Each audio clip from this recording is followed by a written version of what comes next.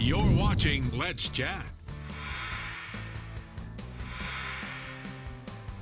When shows are busy like this and we get to talk about people building buildings with 3D technology, and we also get to talk with one of my favorite people walking the planet. It is Betsy McBride. Betsy, a little calmer now than you normally see her. See this face? This face right here.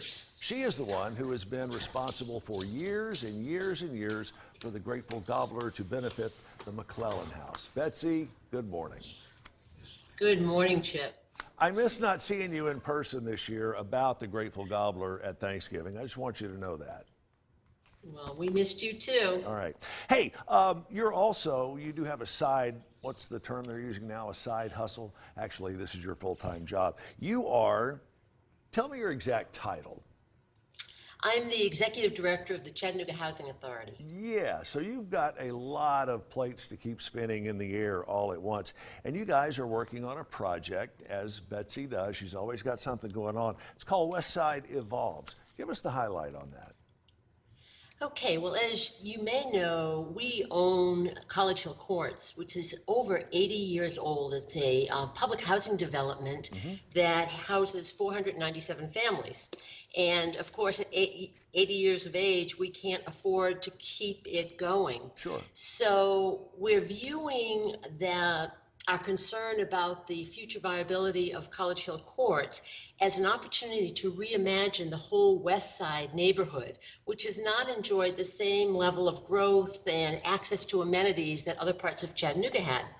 So we partnered with the City of Chattanooga, the Chattanooga Design Studio, the Benwood, Lyndhurst, and Footprint Foundations, and of course the CHA, to bring in EJP Consulting for a 9-month study of that neighborhood that will examine the good parts of the neighborhood, the great parts of the history, and then help us as a community develop plans for the future. So essentially, you have the opportunity to not just use, but to create your own blank canvas and take something good and make it into something absolutely great.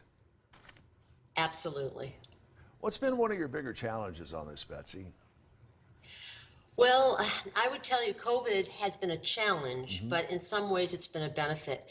Typically in this type of planning process, envisioning process, you gather people in large meetings and you're able to spread a lot of information to large groups pretty readily and pretty quickly. We had all kinds of plans for street fairs and this kind of thing.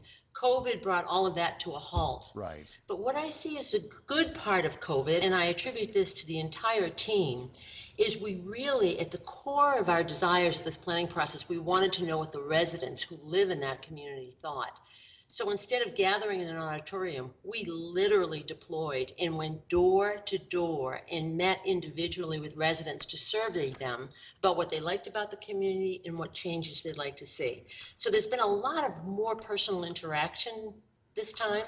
I bet you got some strange looks when you were going door to door asking these questions, and understandably so, because you're going into somebody's neighborhood, their home, their community, and you're proposing a whole lot of changes. What was the most positive thing you heard from the folks you talked with? That they love the community. They love living in the West Side, but they're certainly open. I think what I really enjoyed about the process so far, and we're far from over, is the inclusion of artists.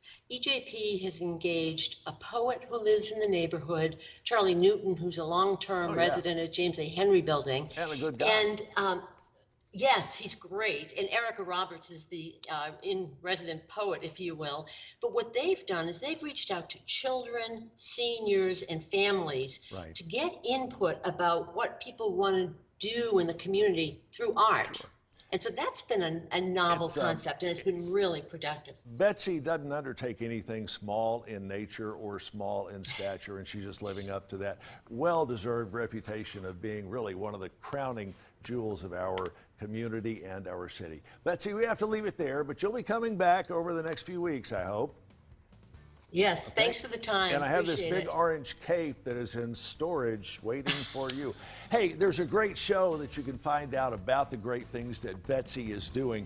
It will air right here on News 12 Now, coming up Thursday, the 25th. That's a week from today, starting at 7:30. Find out more at WDEF.com, and we'll see you tomorrow morning at 10.